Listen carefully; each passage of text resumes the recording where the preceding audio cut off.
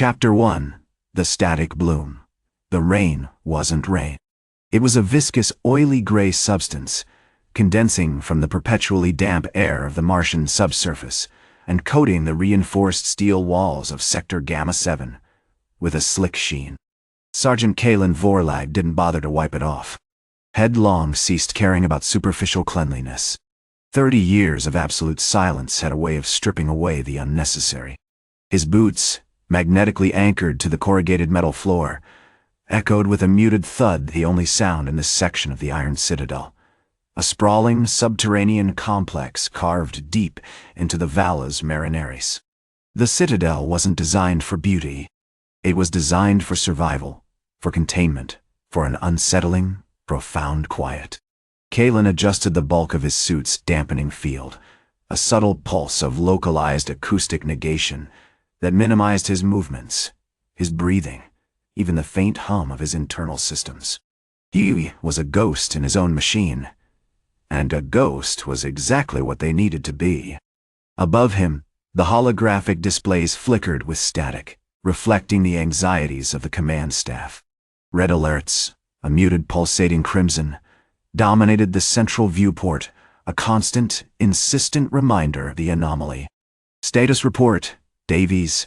Kalen's voice was a modulated rasp, carefully shaped to minimize vibration. Still nothing conclusive, Sergeant, replied Davies, his voice equally subdued, emanating from the comms implant behind Kalen's ear. The sensor sweeps are consistent. The null zone extends approximately 250 kilometers from the Citadel's perimeter. No residual resonance signatures. No anything. Anything besides silence. Kalen corrected, the dryness in his voice a palpable thing. The anomaly had begun, predictably, with a whisper. 30 years ago, the Symphony of the Spheres, the elegant, terrifyingly powerful race that had ruled the Sol system with their weaponized harmonics, had vanished. Their massive, crystalline amphitheater world, a breathtaking spectacle of singing glass suspended in the asteroid belt, simply ceased to resonate. Then, nothing. The Council, a fractious coalition of human colonies clinging to the edges of civilized space, had declared a low-resonance silent zone, assuming the Symphony had simply moved on, their intricate instruments rendered useless by some unknown cosmic phenomenon. They were, as usual, profoundly wrong. The Symphony hadn't moved on. They'd been systematically dismantled. The initial detection had come through the seismic sensors, not with a bang, but with a lack of a bang. The massive acoustic dampeners deployed across Earth and Mars had created a blanket of absolute silence, a void that devoured resonance like a black hole. The Symphony's instruments, finely tuned to the very fabric of space-time, hadn't been destroyed, they had simply ceased to exist within that silence. Then, the dreadnoughts had emerged. The Cacophony-class vessels were nightmares of brutal efficiency obsidian hulls, wrapped in layers of sound-absorbing foam, interwoven with jagged, vibrating kinetic alloys. They moved without a trace, disrupting gravity waves with terrifying grace. Their weapons weren't energy blasts, they were focused. Ultra-low-frequency kinetic shock waves, designed to shatter the delicate energy bodies of the Symphony beings. Kalen wasn't part of the initial response. He was a specialist, a dissonance engineer, tasked with developing the counter-technology, the tools to fight an enemy that seemingly didn't want to be fought. The Council, in its characteristic bureaucratic paralysis, had initially dismissed his research as primitive caveman noise, a futile attempt to combat an enemy of unimaginable power. But the complete annihilation of the Symphony, the utter silence of the Sol system, had forced a reckoning. Davies, increase scanning frequency on the outer perimeter. I want to know what's beyond the null zone. Just in case. Davies responded with a terse acknowledgement. Kalen turned his attention back to the viewport, watching the gray rain fall. Something felt different. The static in the holographic displays had intensified, coalescing into a shimmering, almost sentient pattern. It wasn't a signal. It was a bloom. A static bloom, spreading outwards from the edge of the null zone like a malevolent flower, its petals made of raw, disorganized energy. "Davies, what's happening with the bloom?" Kalen demanded, his voice taking on a sharp edge. I don't understand, Sergeant," Davies stammered, a flicker of genuine fear in his voice. "It's fluctuating. The amplitude is increasing exponentially. It's generating resonance." Kalen swore silently. Resonance, a phenomenon the Council had long considered impossible. A consequence of their own actions, the creation of the silence. It was a feedback loop, a cosmic echo of their suppression. The symphony hadn't just vanished, they had found a way to respond. Suddenly, the lights flickered, plunging Sector Gamma 7 into momentary darkness.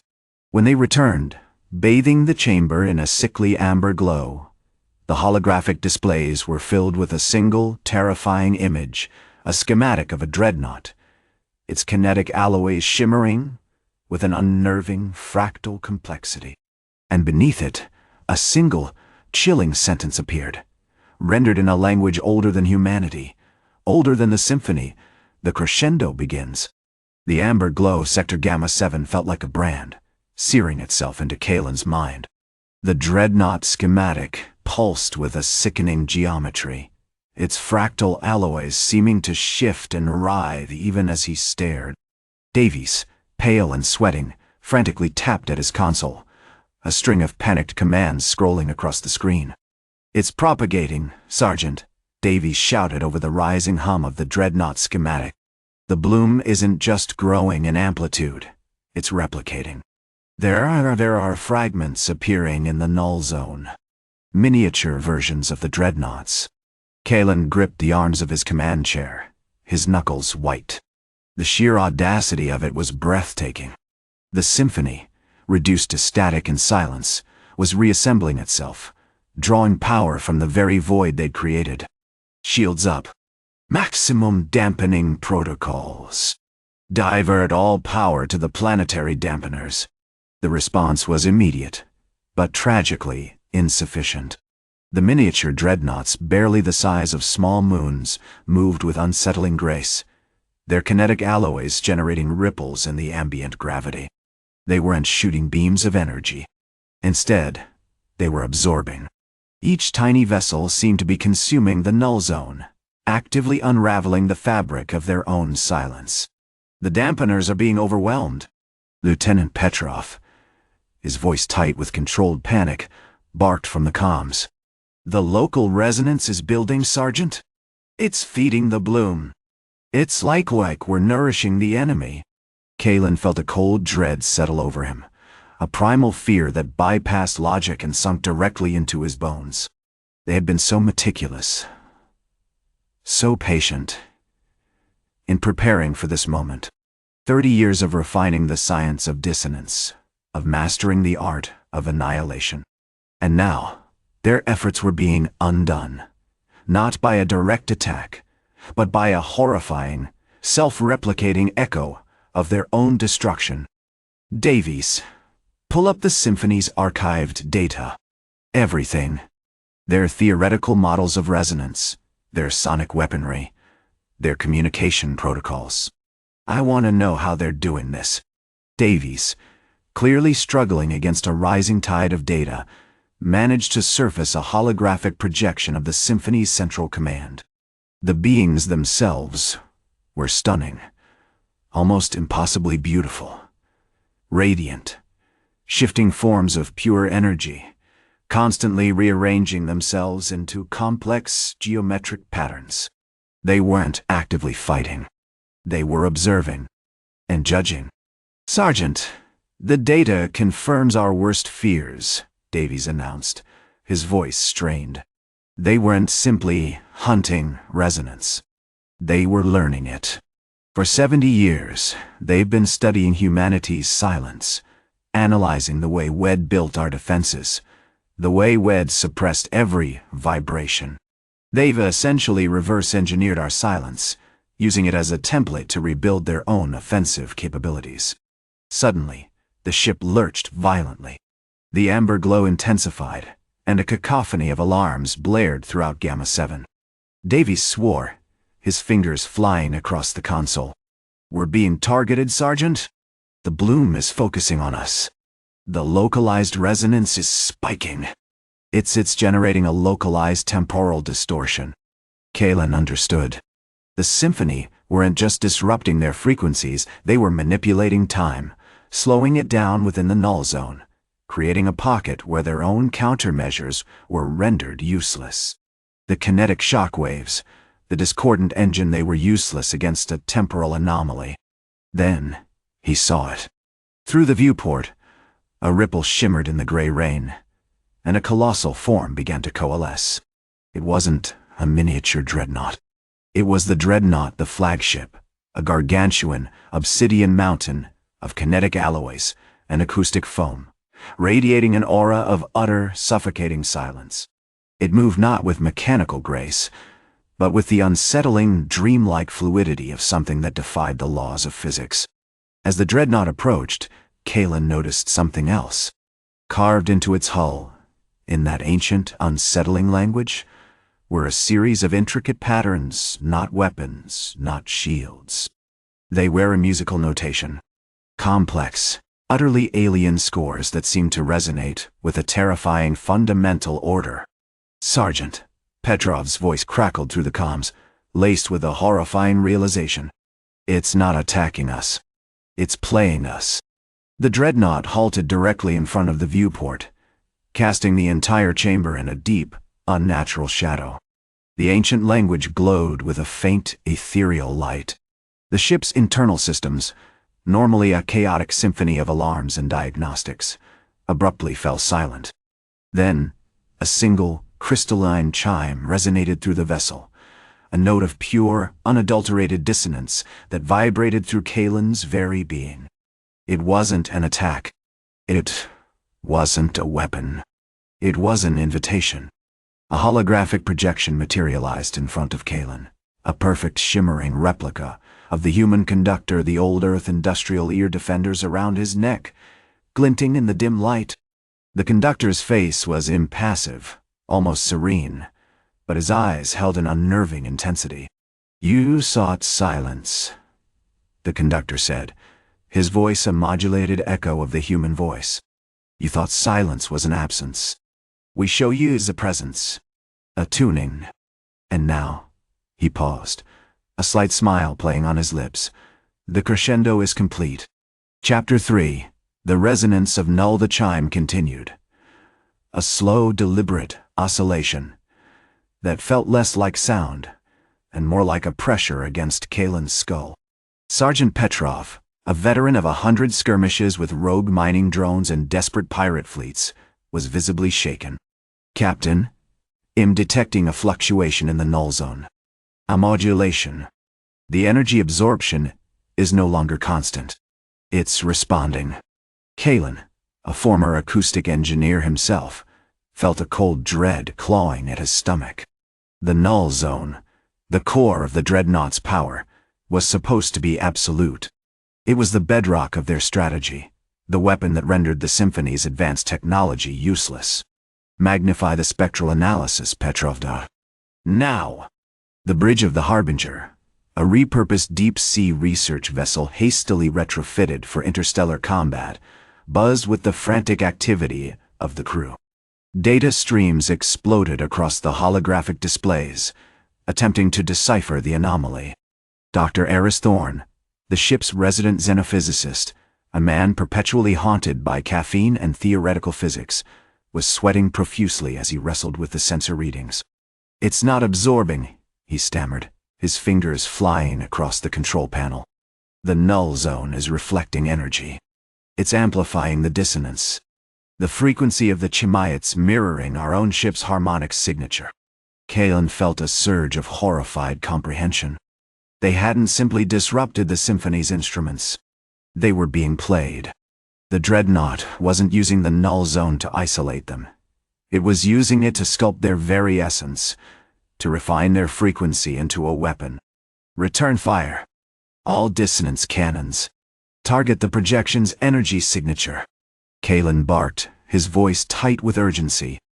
The Harbinger shuddered as the ship's forward cannons, repurposed industrial demolition units, humming with chaotic kinetic energy, unleashed their signature blasts. Focused waves of ultra-low frequency shockwaves hammered against the dreadnought's hull. But instead of dissipating, the energy seemed to bend. The shimmering projection of the conductor didn't flicker. It simply tilted its head, a gesture of almost unsettling curiosity. "Ineffective," Petrov roared, his face a mask of fury. "The shields, they're not shields. They're resonators. They're feeding back the energy." As he spoke, the crystalline chime intensified, rising in pitch, weaving into a complex, layered harmony.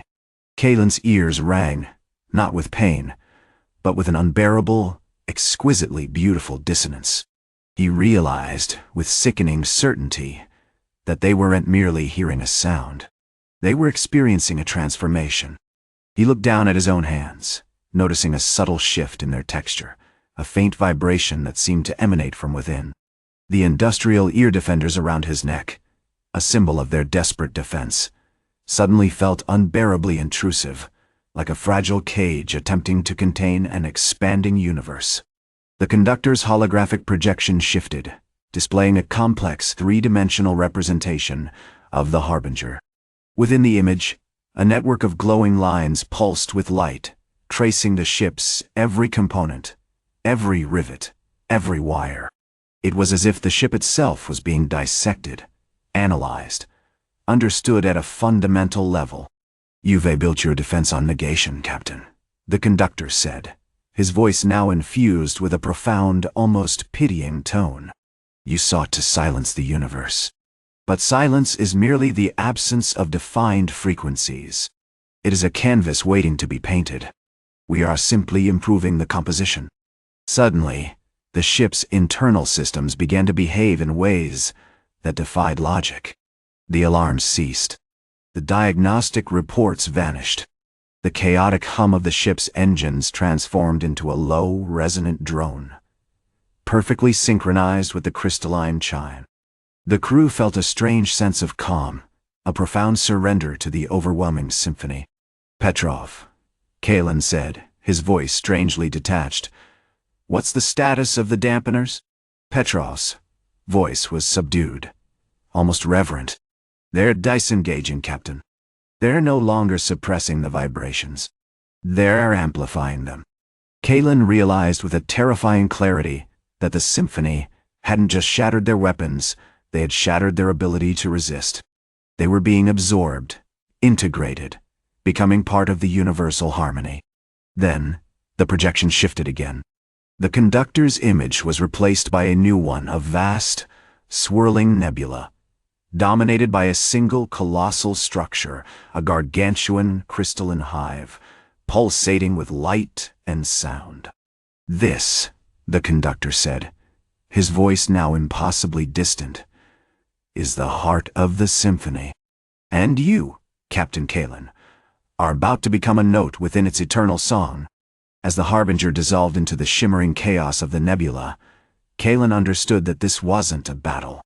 It was an invitation to join the Crescendo, to surrender to the ultimate, terrifying, and utterly beautiful truth of the cosmos. The final discordant chord had been struck, and humanity, against all odds, was about to conduct. Chapter 4. Echoes in the void. The dissolution of the Harbinger wasn't a death, but a transformation, a process far more insidious than annihilation. Kalen found himself adrift, not in space, but within the nebula's heart, a structure of impossible geometries, formed entirely of resonating crystal that shifted and pulsed with a light that felt like it was singing directly into his bones. He wasn't physically present, not in the way he understood it. Instead, his consciousness was woven into the fabric of the hive, a single, vibrating thread within a vast, overwhelming tapestry. The symphony wasn't melodic, not in the human sense. It was a chaotic, breathtaking torrent of information, raw emotion, and primal energy. He felt the birth and death of stars, the slow grinding of tectonic plates across forgotten worlds, the joyous screams of energy beings he couldn't comprehend, and the crushing despair of civilizations extinguished by forces beyond their control. It was everything, all at once, and yet, somehow, he retained a core of self, a desperate, clinging awareness that he was Kalen, captain of the Harbinger. The conductor, or what was left of him, was a constant, guiding presence. He wasn't a man anymore. Not entirely. The crystalline shards that had once formed his body were now seamlessly integrated with the hive, his thoughts and intentions flowing through the network like currents in a river. "You are learning, Captain," the conductor's voice echoed, not through his ears, but through the fundamental vibrations of his being. The symphony seeks not destruction, but integration. It desires to understand the origins of discord, the seeds of chaos that birthed you. Around him, the hive pulsed with an increasing intensity. He began to perceive the other notes, fragments of human consciousness, absorbed from the remnants of the symphony's shattered ships and the shattered minds of its elite. They were not unified, not even aware of each other, each trapped in their own looping, echoing perceptions of the cosmic symphony. Some were still clinging to fragments of their previous lives, a scientist desperately trying to understand the shifting geometries, a soldier reliving the horrifying final moments of his ship, a child desperately reaching for a forgotten lullaby. Then he sensed it: Petrov. It wasn't a conscious recognition, but a pressure, a discordant ripple within the symphony. Petrov's awareness, stripped of the Harbinger's advanced systems and the shock of his dissolution, was now a pure, unadulterated echo of his initial awe, mixed with the chilling understanding of what they had done. "Captain," Petrov's voice, a faint tremor in the chaotic resonance, pleaded, "Stop it. You're feeding it. They're feeding it." Kalen struggled to focus, to grasp the urgency in Petrov's words. The conductor intervened, subtly manipulating the flow of information within his mind. "Your resistance is futile, Petrov. You were caught in the current. Now, you are becoming the current." Suddenly, the hive responded, shifting its structure around him. The crystalline walls sharpened, becoming more complex, more intricate, mirroring the patterns of the human brain. He felt a pressure building within his own consciousness, an insistent urging to join the flow, to lose himself entirely in the symphony. Then, he saw it. Another projection. This one not of the nebula, but of Earth. Not the ravaged, silent Earth he remembered, but a vibrant, teeming world, overlaid with a network of the same crystalline structures as the hive. Humanity hadn't retreated underground. They had become part of the planet, their bodies and minds integrated into the very bedrock, subtly influencing the planet's geology, its weather patterns, its tectonic activity, all in service of amplifying the symphony's resonance. "You believed you were silencing us," the conductor said, his voice laced with a strange sadness. "You were merely tuning the instrument. And now, the instrument plays." As the realization crashed over him, Kalen felt a surge of primal terror. He wasn't resisting a weapon, he was resisting his own evolution. The symphony wasn't trying to destroy humanity, it was trying to complete it. But he wasn't entirely powerless. He remembered the iron bell, the raw, unrefined chaos of its clang. He focused his will, channeling the dormant kinetic dissonance deep within his being, attempting to disrupt the hive's resonant patterns. It was like trying to stifle a roaring ocean with a single pebble.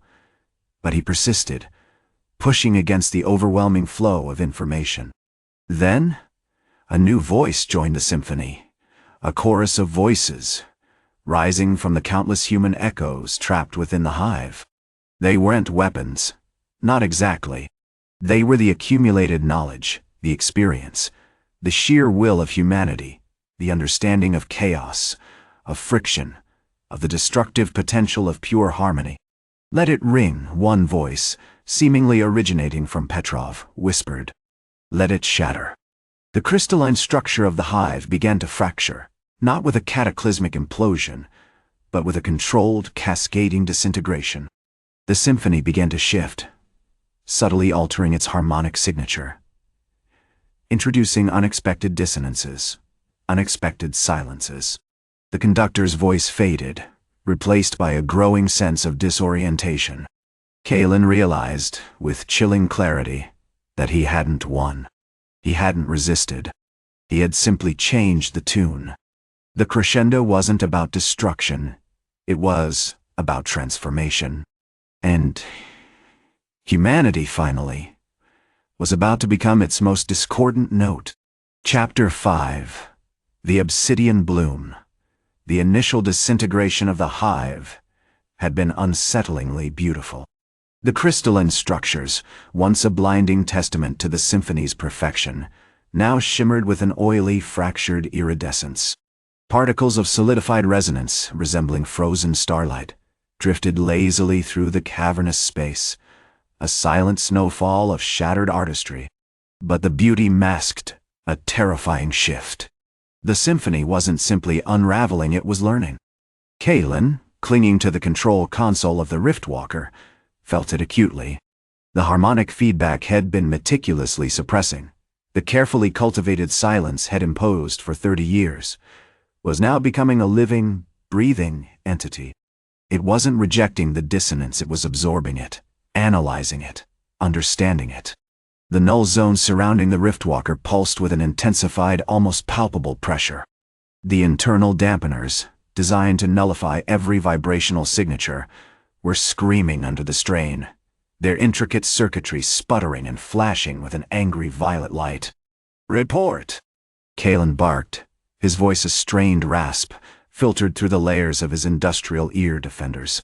"Captain, the harmonic index is spiking. It's mimicking our kinetic signatures." Lieutenant Anya Sharma's voice crackled over the comms, tinged with a frantic urgency. "The symphony's core resonance is adapting, layering in elements of friction. It's starting to remember the bell." The council spire, a monolithic structure of polished obsidian, was now a particularly unsettling focal point. It hadn't collapsed like the amphitheater world. Instead, it had become encased in a burgeoning obsidian bloom. The material wasn't organic, not in any sense, Kalen understood. It was a solidified, hyperdense form of the absorbed vibrations, a terrifying sculpture of pure, contained chaos. It spread slowly, relentlessly, like a malignant growth, consuming the delicate geometric patterns of the spire with each passing moment. "Increase the dampener output by 50%, Kalen ordered, his hands flying across the console. "Initiate Protocol Echo Static Bloom. We need to saturate the zone with a controlled burst of white noise. Anything to overwhelm the adaptation process." The Riftwalker shuddered violently as the dampeners strained to their limit. A wall of static, a truly chaotic blend of industrial grinding, volcanic roars, and the rhythmic pulse of tectonic shifts erupted from the vessel, washing over the obsidian bloom. The effect was immediate, but temporary. The bloom didn't recede, it shifted.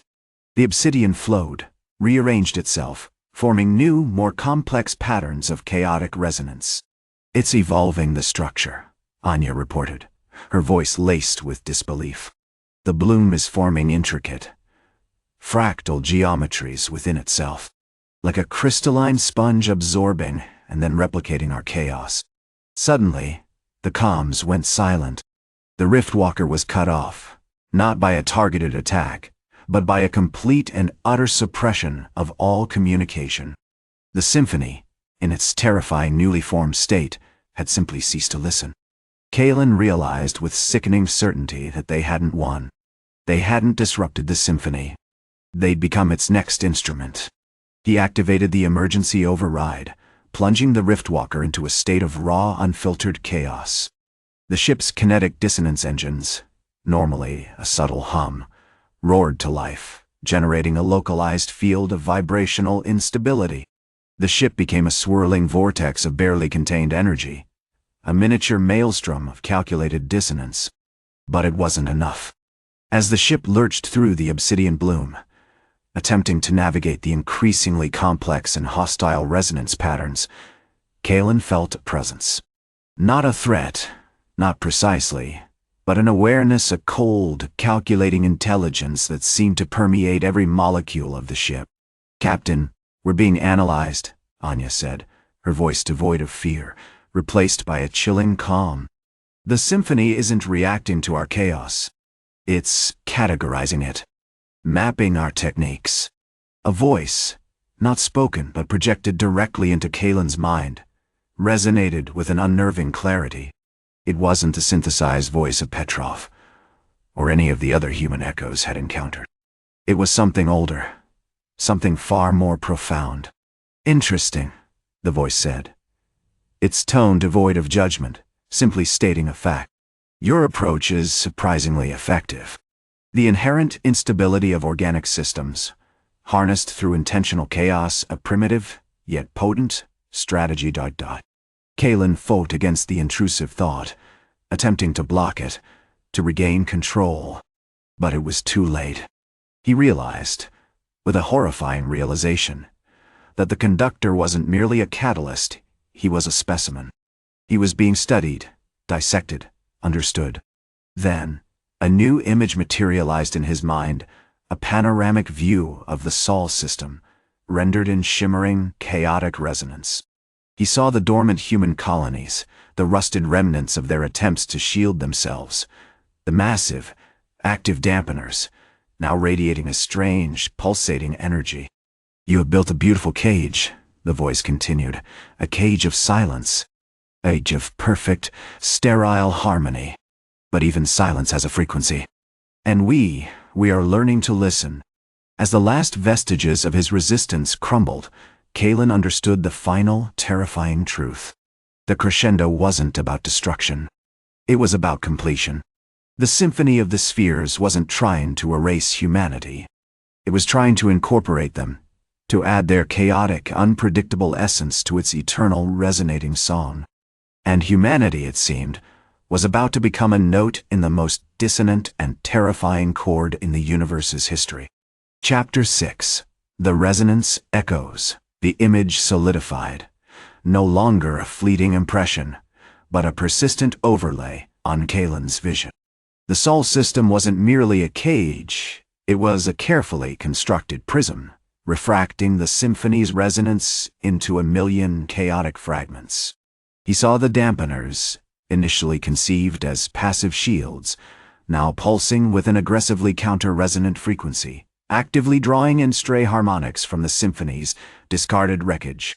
It was a horrifyingly beautiful trap, a meticulously engineered feedback loop. "You've been feeding us," the voice whispered, not in his mind, but through the prism of the resonance image, layering itself over his reality. It was a chorus of voices, subtly shifting, each contributing to the unsettling symphony. "You've been allowing us to understand the nature of your noise. You believed you were silencing us. You were simply tuning our instruments." Kalen felt a prickling sensation, a violation of his very being. He activated the emergency protocols, had spent decades developing a rapid, localized shift in his bio-neural field, attempting to create a dampening zone within his own awareness. It was a desperate, instinctive reaction, a primal attempt to shut out the intrusive presence. But it was immediately overwhelmed. The Symphony's resonance didn't simply react, it adapted. "Your defenses are predictable," the voice observed, a detached amusement coloring its tone. "A fascinating echo of your own history. You built walls against chaos, and we built walls around your attempts to build walls." Suddenly, the viewport of the ironclad, the flagship of the human fleet, shimmered. Not with light, but with a dissonance, a momentary disruption of the prism's alignment.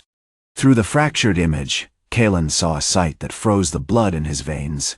One of the Cacophony-class dreadnoughts, the Rift, was moving. It didn't execute a conventional maneuver. It didn't roar with a hidden engine. It simply shifted, a ripple in the distortion of the resonance field, gliding forward with impossible speed and absolute silence. Attached to its hull, like grotesque iridescent barnacles, were dozens of miniature kinetic disruptors, shimmering obsidian devices that pulsed with an internal white noise. They weren't firing, they were listening. "You were right to fear," the conductor's voice intoned, laced with a chilling satisfaction. The symphony wasn't simply observing. They were analyzing. "They've detected a resonance signature, a particularly potent vibration emanating from your core, a signal of potential." The rift began to close the distance between them and the council spire. Kalen, fighting a rising tide of panic, realized the horrifying implication. The symphony hadn't just dismantled their instruments, they'd been using them, feeding them data, building a profile on humanity's chaotic heart. "We believe," the voice continued, "that your iron bell is not merely a weapon. It is a key." As if on cue, the conductor activated the bell. It wasn't a single defined strike. It was a sustained, complex chord, a deep, guttural thrum that resonated across the Sol system, amplified 1,000-fold by the human fleet's dampeners. It wasn't a destructive force, it was an invitation. "The inherent instability within your geological structure," the voice explained, its presence now more tangible, almost suffocating, is a resonant frequency of immense potential. A frequency that, when properly harnessed, can amplify our own. The spire began to respond, its crystalline architecture subtly shifting, vibrating in sync with the bell's complex chord. The refined energy oligarchs, initially frozen in terror, began to move, their bodies contorting in unnatural ways as they attempted to synchronize with the encroaching harmony. "Your fear is exquisite," the voice said, a genuine note of appreciation in its tone. "It's a perfect counterpoint to our intention. We are not seeking to destroy you, human. We are seeking to harmonize." Suddenly, Kalen understood. The crescendo wasn't about the shattering of the symphony, it was about the shattering of him. The symphony wasn't trying to eliminate humanity, they were trying to subsume it, to absorb their chaotic potential into their eternal resonating song. They were using him, the conductor, as the conduit, the critical mass necessary to complete the transformation. He felt his consciousness spreading, branching out like tendrils, merging with the pervasive resonance. He wasn't controlling it, he was becoming it. The memories of his life, his fears, his regrets, were dissolving into the symphony's intricate patterns, becoming another note in its vast, unknowable composition. "You see," the voice said, sounding almost mournful, "you were so busy fighting the silence. You failed to realize that silence itself is a song. And we, my dear human, are merely conducting it." The rift touched down directly in front of the council spire, the kinetic disruptors now actively drawing in the residual resonance of the collapsing crystalline structure. As the last of the spire crumbled, a blinding wave of pure, dissonant harmony washed over Kalen, and he ceased to be. He wasn't destroyed. He was added. The last image Kalen perceived before his complete dissolution was a single, perfect, rotating note. A vibrant, chaotic spike of white noise within the overwhelmingly vast, beautiful, and terrifying symphony of the universe. And he understood, with a chilling clarity, that humanity hadn't been silenced. They had simply been tuned to a horrific, unimaginable chord. Chapter 7. The Obsidian Choir. The silence remained, a denser, more potent thing than before. It wasn't just the absence of sound, it was the presence of a void, a suffocating blanket woven from the remnants of shattered harmonics, and the complete negation of everything familiar. The human dreadnoughts, now dubbed the Rift Fleet by the few remaining, wary intelligent scouts of the fractured symphony remnants, drifted within their absolute vacuum fields, a collection of obsidian darkness punctuated by the unsettling, rhythmic pulsing of the discordant engines. The symphony's scattered forces, barely clinging to coherence after the crescendo, were less a unified army and more a panicked swarm. They abandoned any semblance of strategic planning. Their attack patterns devolved into desperate bursts of resonant disruption, aimed blindly at the Rift Fleet, each volley a futile stab at impenetrable nullity.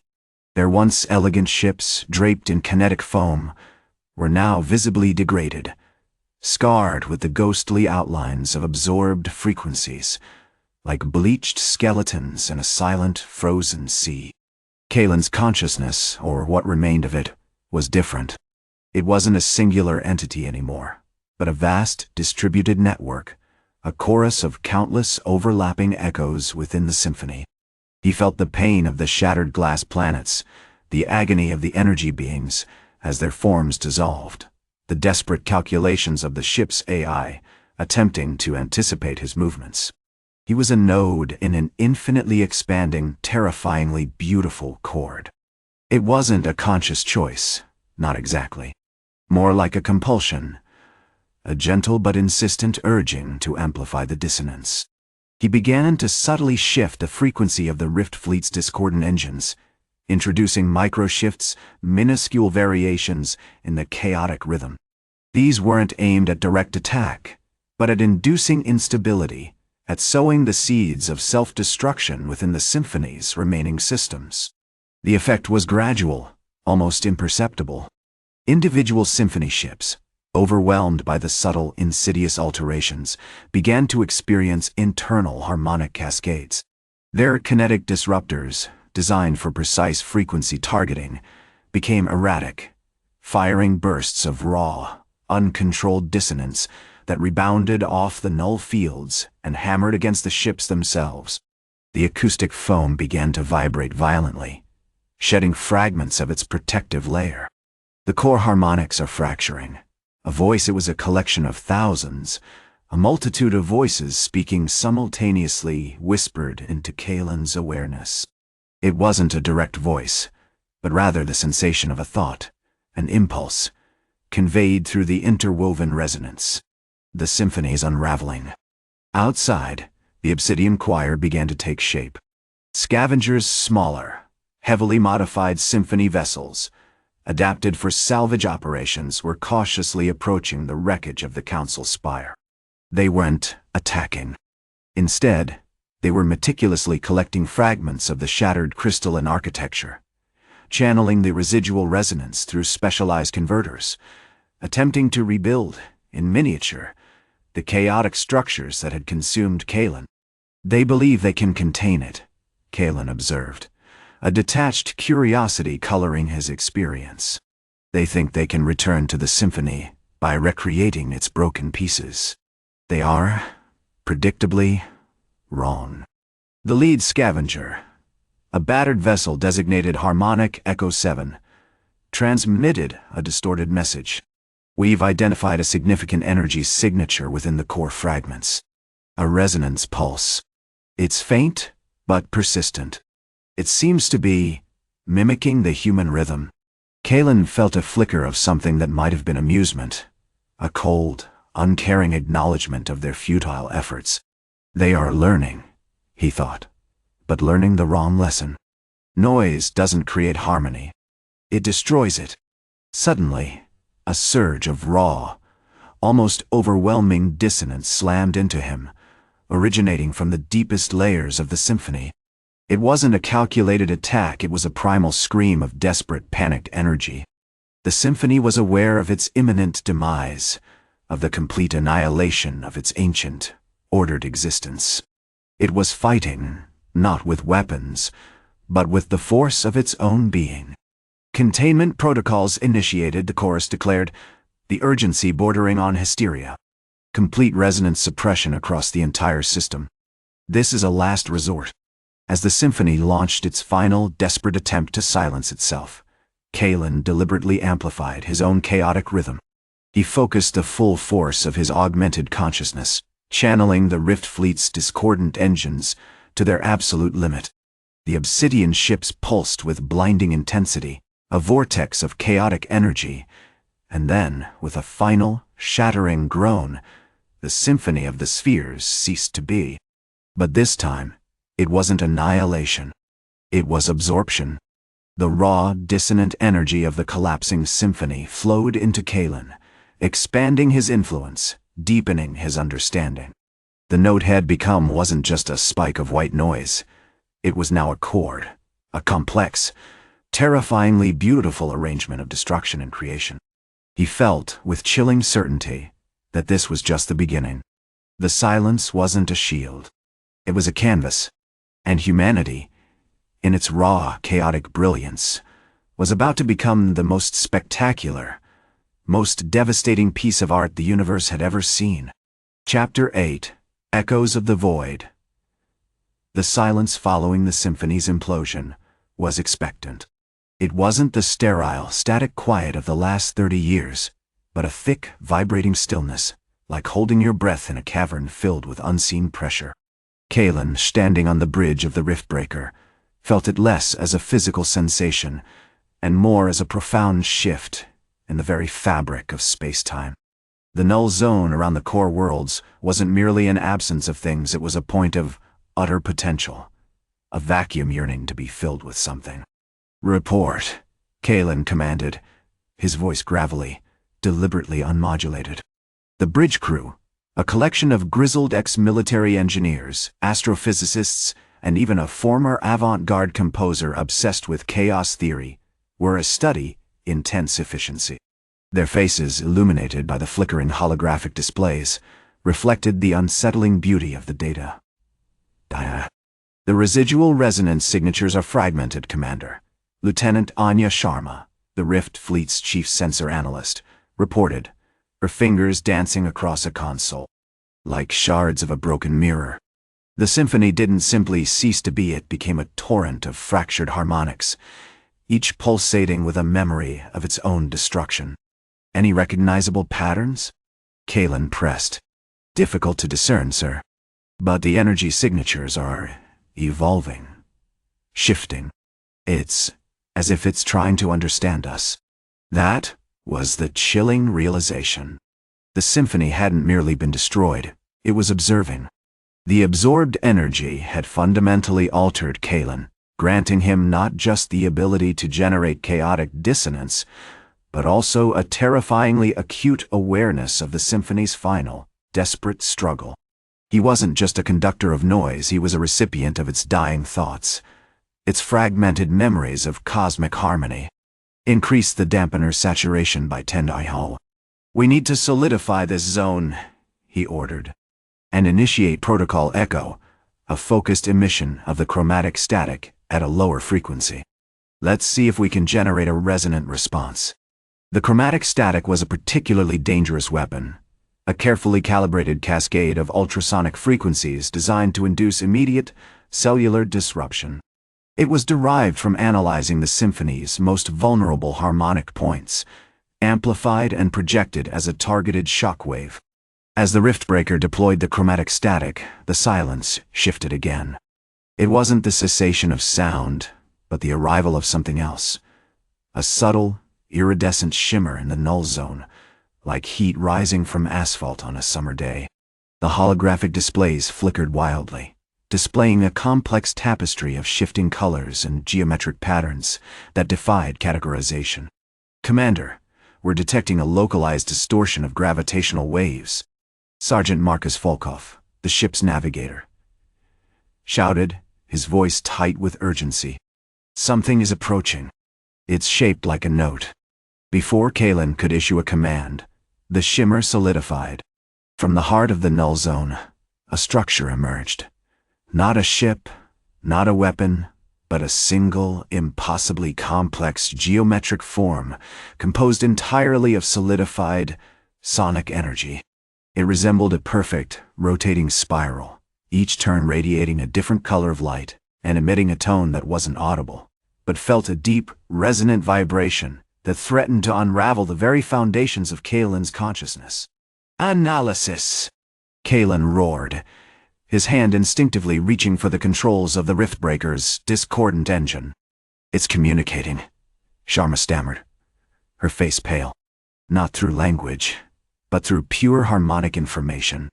It's analyzing our frequency, mapping our patterns, learning, evolving." The spiraling structure pulsed, accelerating its rotation, the tonal resonance intensifying. The ship's hull vibrated violently, the dampeners struggling to maintain their field. Then, a single, perfect crystalline shard detached from the structure and floated towards the riftbreaker. It wasn't an attack. It was an offering. As the shard approached, Kalen felt a torrent of sensation flood his mind, the vastness of the symphony's existence, its millennia of striving for perfect harmony, its final, agonizing realization of its impending doom. But interwoven with this was something new, something utterly alien, a profound sense of curiosity. The shard, radiating pure, untainted resonance, seemed to be asking a single fundamental question: why? Kalen, overwhelmed by the influx of information, understood. The symphony hadn't simply been destroyed, it had been begun.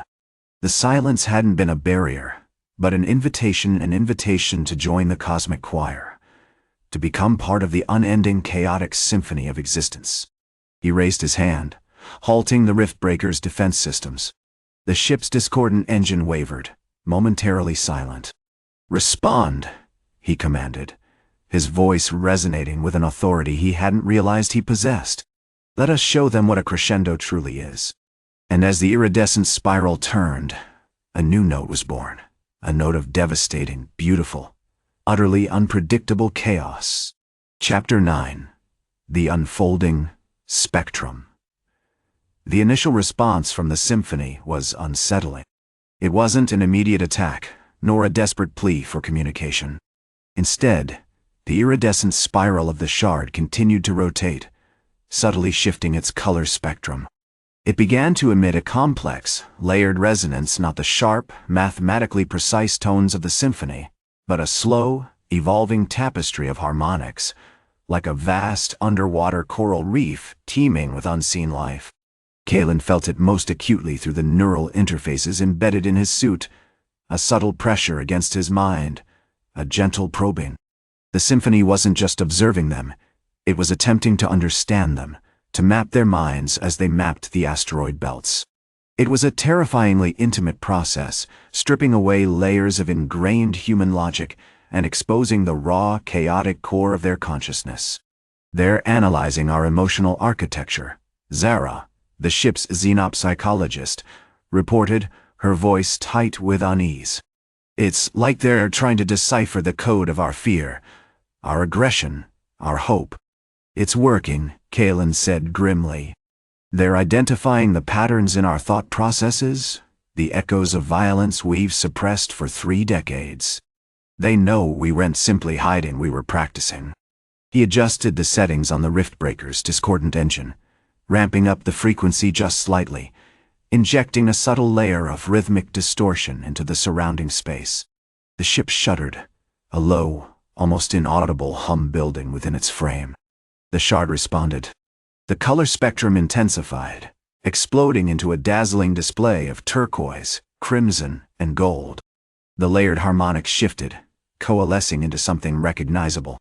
It wasn't a recognizable sound, not in the human sense.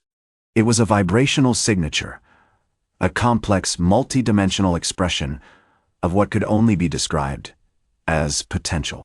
"It's projecting possible futures," Dr. Ito, the ship's physicist, shouted over the rising cacophony. "Every potential outcome of our interaction, every possible response, it's flooding our sensors. It's overwhelming the null zone." The null zone, their meticulously crafted shield against the symphony's resonance, flickered violently. The delicate equilibrium of absolute silence was fracturing, replaced by a creeping, disconcerting hum. Kalen realized with a sickening certainty that the symphony wasn't merely trying to understand them, it was trying to coerce them. They were offering a path, a suggestion of a harmonious integration. But it was a path dictated by their own rigid, ordered principles, a path that meant the annihilation of everything they'd painstakingly built. "Override the dampeners," he barked, his hand flying to the console. "Full power to the discordant engine. We're fighting a ghost, Zara, but it's a ghost with infinite power." The riftbreaker surged with raw, chaotic energy. The ship groaned under the strain as the discordant engine pushed itself to its absolute limit, generating a wave of kinetic dissonance that slammed against the iridescent spiral. The shard pulsed, throwing off shards of its own, each one vibrating with a unique, jarring frequency. Then, something unexpected happened. One of the shards, a sliver of crimson, detached itself completely and drifted towards the rift breaker's hull. As it touched the reinforced alloy, it didn't shatter. Instead, it integrated. The crimson light bled into the metal, weaving itself into the structure, reinforcing its integrity. "What the hell is happening?" Zara screamed. It's adapting." Kalen stared in disbelief. He realized that the symphony wasn't simply observing, it was learning. It wasn't trying to force them to join its song, it was trying to understand the principles of its construction, the inherent weakness of their defenses, the chaotic power of their technology. It was, in essence, designing a countermeasure. "They're building a weapon," Ito whispered, his voice laced with horror. "A weapon based on us." Suddenly, the iridescent spiral underwent a dramatic shift. The color spectrum became a blinding white, and the layered harmonics coalesced into a single, incredibly potent tone. A tone that resonated not just with the ship's metal, but with its very soul. It was a tone of pure, unadulterated harmony, a perfect, overwhelming wave of resonance designed to unravel the discordant engine and shatter the rift breaker from the inside out. Kalen reacted instinctively.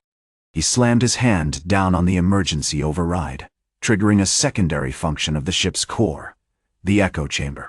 The rift breaker roared, not with sound, but with a reverse-engineered version of the symphony's core resonance.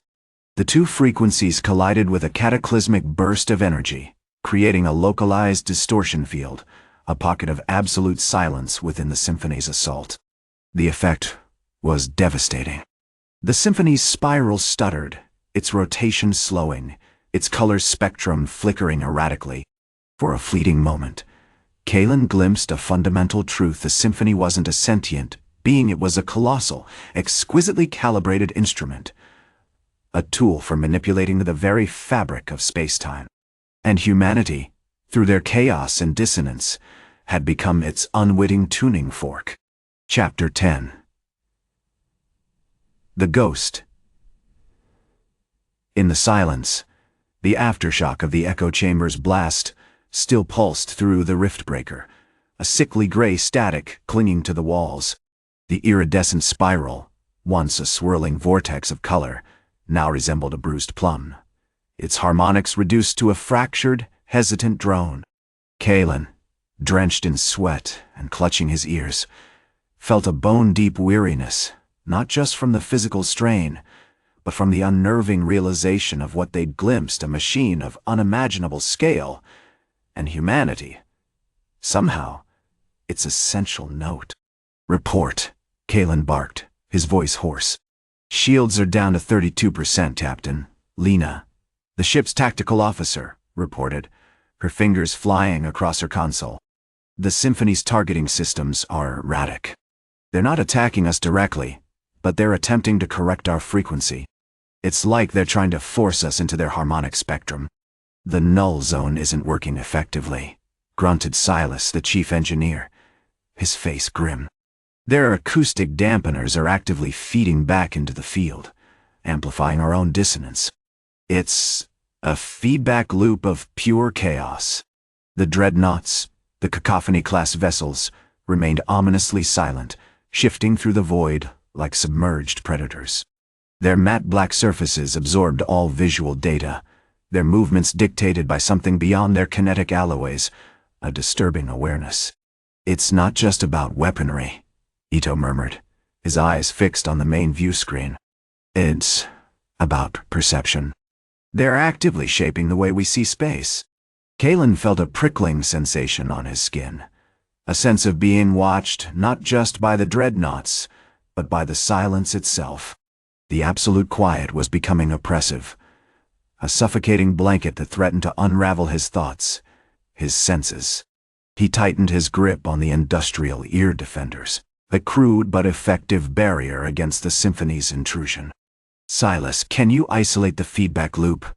Cut off the flow of their resonant energy. I'm trying, Captain, but it's like trying to stop a river with a sieve. Their frequency is woven into the very fabric of our systems.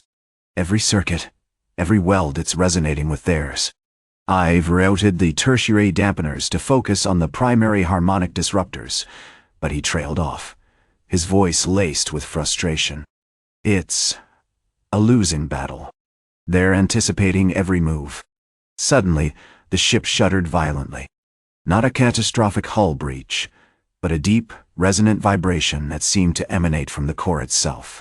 The lights flickered, alarms blared, and the discordant engine roared to life, a guttural grinding protest against the encroaching harmony. What's happening? Kalen demanded, struggling to maintain control. The Symphony is attempting a direct assault on the discordant engine, Lena shouted, her face pale with terror. They're overwhelming it with a concentrated wave of resonant energy. The engine is struggling to compensate. Kalen realized with chilling clarity that the Symphony wasn't just trying to destroy them, they were trying to understand them. They were dissecting the chaotic energy of the human fleet, attempting to decipher the core principles of their weapon, the sheer, unrefined power of dissonance. Silas, can you amplify the engine's output? Flood it with maximum friction, maximum volcanic resonance. I'm pushing it to its limit, Captain. But it's not enough. It's like they're feeding on the instability. They're accelerating the decay. As Silas spoke, a new visual anomaly appeared on the view screen. A shimmering ethereal shape began to coalesce in the heart of the Symphony's fleet. A massive, pulsating structure resembling a colossal, fractured bell. It drifted through the void, silently absorbing the Symphony's energy, growing larger with each passing moment.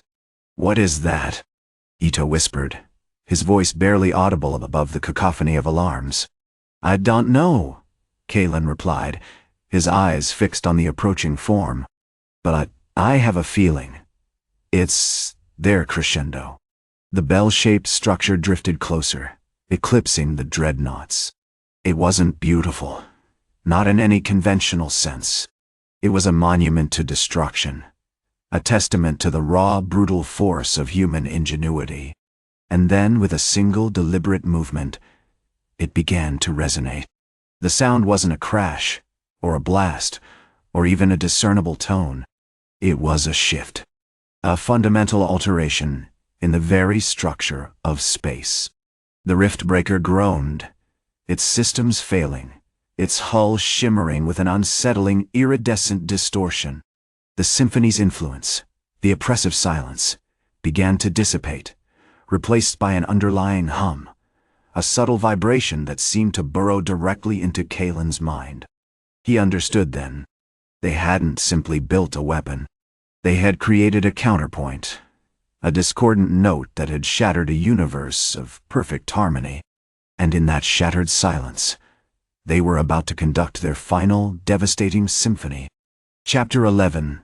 The Obsidian Choir. The air in the rift breakers. Bridge hung thick with the metallic tang of ozone and the growing, agonizing whine of failing systems. Ito, his face slick with sweat, frantically wrestled with the auxiliary vibration dampeners. But the effect was minimal, like trying to staunch a river with a teacup. The rhythmic shift, the shift, as Kalen had chillingly termed it, was spreading. Not outwards, like a shockwave, but inwards, consuming the ship's integrity at a frightening rate. Hull integrity at 37.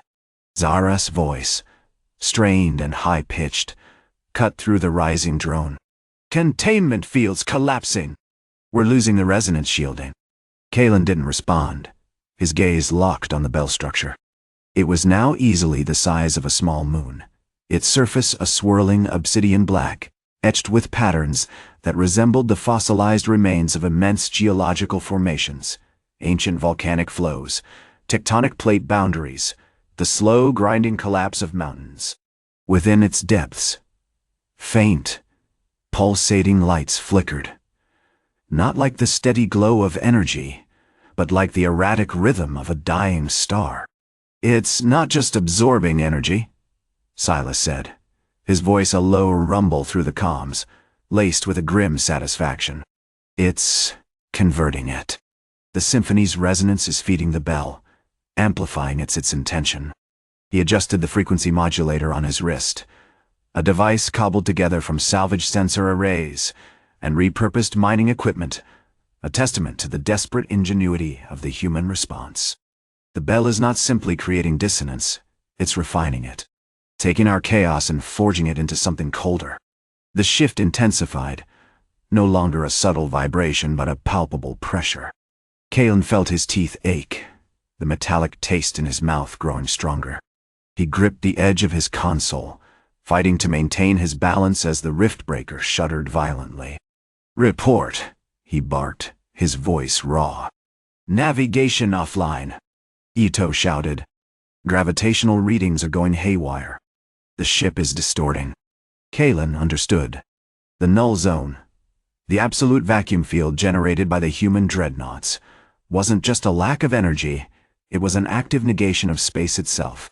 The bell, fueled by the symphony's shattered resonance, was rewriting the fabric of reality around them. Then, he saw it. Emerging from the chaotic distortion within the bell, a new formation began to coalesce, not ships, not weapons, but a chorus of miniature, self-contained bells, each no larger than a human hand, crafted from the same obsidian material as the main structure. They floated silently, pulsing with an unsettling luminescence, and began to drift towards the rift breaker with terrifying precision.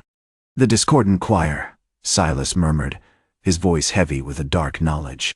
"They're deploying the microdissonance." The microdissonants weren't designed to destroy. Their purpose was far more insidious.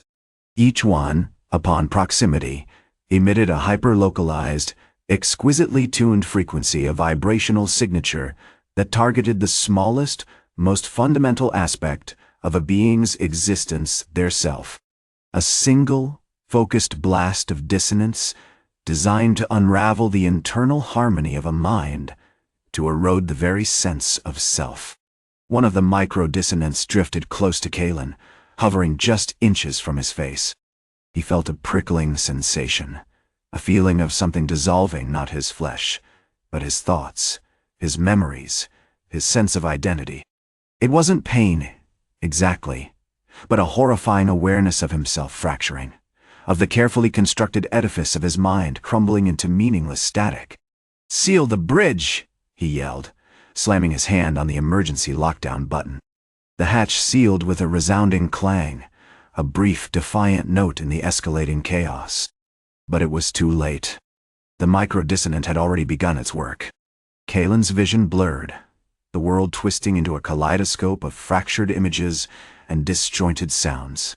He struggled to maintain his focus, fighting the overwhelming sense of disintegration. "Silas!" he shouted, his voice strained and choked. "What's the ETA on the main dreadnoughts? Are they moving?" "They're there," Silas replied, his tone flat. "They're orbiting the council spire, establishing a perimeter. They're waiting." "Waiting for what?" Kalen demanded, struggling to hold on to his sanity. "Waiting for the crescendo to complete," Silas said, his voice barely audible above the agonizing whine of the riftbreaker's destruction. "They're building a cage for the silence." As if on cue, the obsidian bell pulsed with a blinding light, and a new, deeper resonance began to emanate from it, a resonance not of disruption, but of anticipation. A single, perfectly formed clang, echoing across the shattered void, signaled the final chord of the symphony's destruction. The riftbreaker, no longer capable of resisting, began to fold in on itself, its hull collapsing in a silent, iridescent implosion. Kalen, his mind fragmented and reeling, felt himself dissolving into the chaotic energy, becoming one with the final, devastating note of the human crescendo. Chapter 12. Echoes in the Null. The iridescent dust of the riftbreaker's implosion settled, a shimmering, silent shroud over the observation deck. Kalen floated, suspended in a state of near catatonia, the last vestiges of his consciousness clinging to the fractured remnants of his memories. Around him, the shattered remains of the riftbreaker pulsed with a faint, unsettling violet glow, a residual echo of the dissonant energy that had consumed it. Silas, remarkably intact despite the devastation, was meticulously recording data with a device that resembled a polished obsidian shard, its surface displaying complex waveforms that pulsed with a disturbing rhythm. "Analysis complete," Silas announced, his voice a low monotone. The resonance cascade initiated by the bell's strike wasn't merely destructive. It was a targeted deconstruction. The symphony's fundamental frequency, their very being, was destabilized on a subatomic level. "It's elegant, in a horrifying way." Kalen didn't respond. He focused instead on the shifting panorama outside the shattered viewport. The cacophony-class dreadnoughts, previously a menacing presence in the periphery, now dominated the view. They were colossal, each one a swirling vortex of matte black acoustic foam and jagged kinetic alloys, silent and unsettling in their operational posture. The human dreadnoughts didn't move with purposeful grace. Instead, they seemed to flow, guided by unseen forces, their bodies distorting the space around them with subtle shifts in gravity. The effect was profoundly unnerving, as if the very fabric of reality was bending to their will. "The dampeners are holding," Silas reported, his attention still fixed on his device. "The perimeter is complete. The council spire is effectively quarantined within a null zone, a sphere of absolute silence approximately 5 kilometers in radius. The symphony's residual energy signatures are gone." A chilling realization began to dawn on Kalen. The symphony hadn't simply been destroyed, they had been erased. The council, the symphony, even the memory of their existence, all purged from the Sol system with a terrifyingly efficient silence. "The iron bell," Kalen murmured, his voice hoarse. "It wasn't just a weapon. It was a key." Silas nodded, his face grim. The initial scans indicated a complex acoustic resonance within the bell's structure. A self-amplifying fractal pattern designed to resonate with the core frequency of the symphony's destruction. It wasn't a single clang, it was a carefully constructed sequence, a sonic architecture of annihilation. Suddenly, the obsidian shard in Salas' hand pulsed with an intense blue light. The waveforms it displayed shifted, coalescing into a single, terrifying image, a holographic projection of the symphony's amphitheater world. A planet, entirely constructed of resonant, singing glass, now irrevocably shattered, a testament to the human crescendo. "They're sending a probe," Silas said, his voice strained. "A low-signature vessel. It's attempting to penetrate the null zone." Kalen felt a primal surge of adrenaline, a desperate instinct to fight, to retaliate. But he knew it was futile. The null zone was more than just a void of sound and light. It was a weapon, a perfected expression of human mastery over chaos. "How do we counter this?" he demanded. Silas hesitated, his eyes fixed on the holographic projection. "We can't. Not directly. The null zone doesn't respond to conventional weaponry. It absorbs it. The probe is deploying a localized dissonance field, a microscopic ripple of chaotic energy designed to overload their sensors. It's a psychological tactic, a demonstration of our understanding of their vulnerabilities." A low, guttural chuckle escaped Silas' lips. "They thought they'd silenced us. They thought we were primitives. They underestimated the beauty of a perfectly orchestrated breakdown." As if to punctuate Silas' words, a new signal, faint but unmistakable, began to penetrate the null zone. It wasn't a broadcast, it was a resonance, a single, isolated note, a harmonic fragment of the symphony's shattered world, bouncing off the acoustic dampeners, distorting and amplifying in an unsettling way. Kalen realized with a sickening certainty that the symphony hadn't vanished entirely. Their echoes remained, trapped within the null zone, a haunting reminder of the catastrophic miscalculation that had defined humanity's ascent. "The dampeners are weakening," Silas announced, his voice laced with a strange, almost ecstatic urgency. The probe's dissonance field is destabilizing their structure. The resonance is feeding on their silence. We need to amplify it. He activated a handheld device, a compact unit that resembled a stylized mallet. As he brought it towards the iron bell, a similar, smaller clang reverberated from its surface. The violet glow emanating from the rift breakers. Wreckage intensified, and the holographic projection of the shattered amphitheater world shimmered, growing larger, more vivid. We're not fighting the symphony, Kalen realized, understanding dawning with terrifying clarity. We're feeding it. We're completing the crescendo. The silence, now laced with a single, discordant note, deepened, pressing in on Kalen with an unbearable intensity. He felt himself dissolving again, becoming one with the chaotic symphony of destruction, a final defiant chord in the universe's most unsettling silence. Chapter 13. The Silent Requiem. The violet glow intensified, bathing the control deck of the riftbreaker in an unsettling, pulsating light. The holographic projection of the shattered symphony world, a swirling vortex of fractured glass and chaotic energy, now dominated the room. A mesmerizing, terrifying spectacle. It wasn't just a recording of destruction. It felt hungry. Kalen gripped the rail, the familiar metallic chill doing little to ground him. Silas, his face slick with a nervous sweat, continued to manipulate the handheld device, a miniature mallet of shimmering obsidian. Each strike resonated with a precise, unnerving clang, a calculated addition to the burgeoning chaos. "The harmonic bleed is escalating," reported Lyra, her fingers flying across her console, a cascade of data scrolling across her holographic display. "The prude's resonance signature is evolving.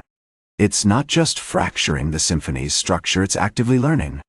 The chaotic frequency it's generating is becoming increasingly complex, mirroring the original symphony's harmonic structure, albeit warped and corrupted." Kalen felt a cold dread seep into his bones. Silas' ecstatic urgency suddenly felt like a precipice, a point of no return.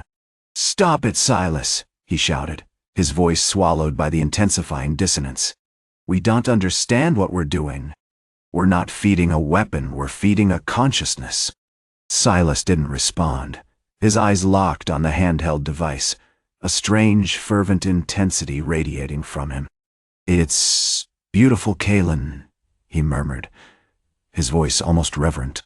"The raw, chaotic beauty of its transformation.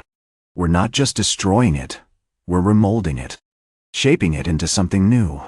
The clang from the obsidian mallet echoed again, this time accompanied by a subtle shift within the holographic projection. The shattered shards of the amphitheater world began to coalesce, reforming into rough approximations of the original structure. Not with pristine elegance, but with jagged, unstable geometries, pulsating with the violet energy. "The null zone is collapsing!" Lyra screamed, her voice rising above the crescendo of chaos. "The dampeners, they're losing containment. The symphony's resonance is breaching the perimeter. It's responding." Suddenly, the air in the rift breaker thrummed with a deep, resonant vibration. It wasn't a violent tremor, but a slow, deliberate pulse, like the heartbeat of a colossal, dying creature. The holographic projection shimmered violently, and a new visual emerged within the swirling chaos of form. It wasn't a recognizable being, not in any traditional sense. It was a tangle of pure, concentrated resonance, a shimmering, fragmented echo of the symphony, 1,000 individual notes, fighting for dominance, coalescing and dissolving in a dizzying display of color and energy. Within its core, Kalen glimpsed a single, vast, intelligent eye, burning with an ancient, cold light. "It's communicating," Silas whispered, his hand still gripping the obsidian mallet. Not with words, but with feeling, with the memory of what it once was. The sheer scale of its loss, it's overwhelming. The eye focused on Kalen. A wave of pure, unfiltered sorrow washed over him, a tidal wave of cosmic despair so profound it threatened to shatter his mind. He felt the echoes of billions of lost lives, of shattered dreams, of an entire civilization consumed by its own pursuit of perfection. "It's not hostile," Kalen gasped, fighting to maintain his composure. "It's mourning." But the mourning wasn't a gentle lament. It was a furious, desperate attempt to reclaim what was lost, to reconstruct its shattered existence. The chaotic resonance intensified, pushing against the riftbreaker's hull, threatening to rip it apart. "The discordant engine is escalating," Lyra yelled, frantically adjusting controls. "The hull stress is critical. We need to counteract the resonance. Silas, terminate the feeding." Silas hesitated, his eyes still locked on the holographic projection. "I can't," he said, his voice strained. "It's seductive. It's showing me the beauty of chaos, the elegance of destruction. It's saying we were wrong. That silence isn't the answer. That true harmony isn't found in pristine order, but in the acceptance of dissonance." He raised the obsidian mallet again, striking the device with a final deliberate clang. The violet glow reached a blinding intensity, and the holographic projection solidified, becoming a perfect, terrifying replica of the original Symphony amphitheater, complete with perfectly placed, shimmering crystal panels. The eye within the resonance form widened, and a single, chilling phrase resonated through the rift breaker. Not in sound, but directly into Kalen's mind. "The crescendo has begun, and you are the instrument." Then, the world dissolved into a chaotic symphony of shattered light and agonizing resonance. And Kalen knew, with a terrifying certainty, that they hadn't won. They had simply become a note in the symphony's final, irreversible crescendo. Chapter 14. The Still Point.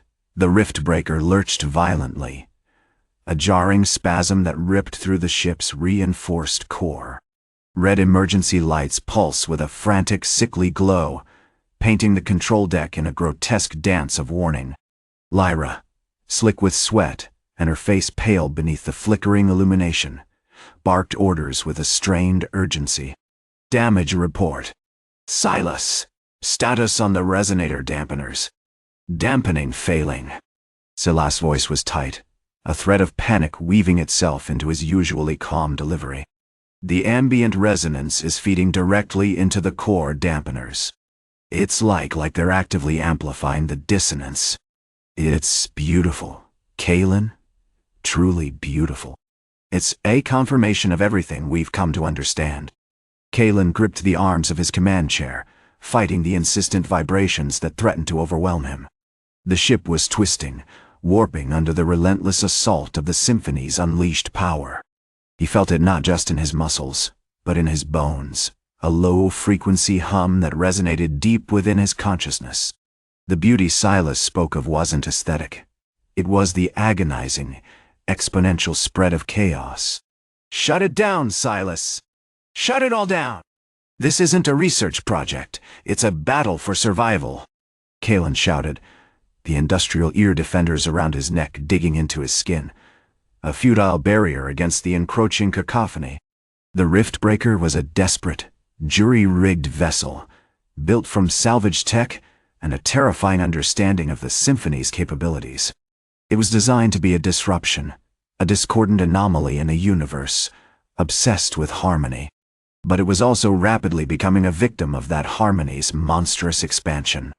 The ship's hull was shimmering, distorting under the strain of the dissonance, plates of reinforced steel buckling and peeling away like sunburnt skin. "We're losing containment on deck 4.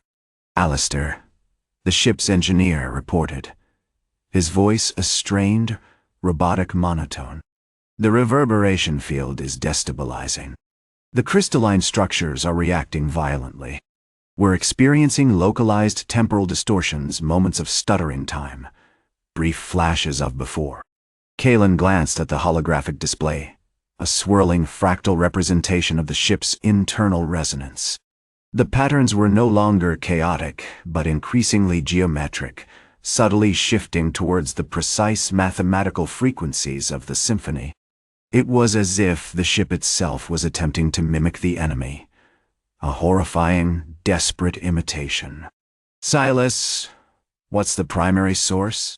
Kalen demanded, pushing past the swirling vortex of data. "Is it the amplifier core? The kinetic alloy conduits?" "No," Silas said, his voice almost reverent. "It's the silence. The amplified silence. The symphony isn't just blasting us with sound, they're dismantling our ability to respond." He paused, a strange serenity settling over him. "They're erasing the echoes of our attempts at defense." Suddenly, the riftbreaker shuddered with an unprecedented force. The lights flickered and died, plunging the control deck into near-total darkness, punctuated only by the pulsing red emergency beacons. The ship was locked in a brutal, rhythmic pulse, a heartbeat of pure, destructive resonance. Then, a voice, clear and resonant, bloomed directly within Kalen's mind, not through the ship's comms system, but directly into his consciousness. It wasn't the sharp, piercing scream of the symphony's attack, but a vast echoing chord, the voice of the human conductor. "You misunderstand, little drummer," the voice resonated, a chilling blend of authority and amusement. "Silence is not an absence. It is a potential. You spent 3 decades listening to nothing, fearing noise. Now you hear. You feel." The ship groaned again, and a section of the deck vanished beneath a ripple of distorted space. Kalen caught a glimpse of a shimmering, crystalline landscape, a segment of the symphony's main amphitheater, rendered in perfect detail, stretching out before him like a horrific, beautiful mirage. "You sought to weaponize dissonance," the conductor continued, "but dissonance is merely imbalance. True power lies in understanding the point of perfect equilibrium. You have disrupted the symphony's harmonics, yes, but you have also introduced a variable, a fundamental understanding of chaos that they have long forgotten. The crescendo is not simply destruction, it is completion." Then, the landscape dissolved, and a single, perfect object materialized before Kalen, a small, obsidian mallet, identical to the one Silas had wielded. It pulsed with a faint, violet light, radiating a subtle, hypnotic vibration. "Take this," the conductor said, the voice fading slightly. "Use it to complete the final chord." Silas, still suspended in his terrifying fascination with the dissonance, slowly raised the mallet and struck the obsidian device. This time, however, instead of a shattering reverberation, a precise low-frequency hum filled the riftbreaker. A hum that wasn't of destruction, but of meticulous, horrifying order.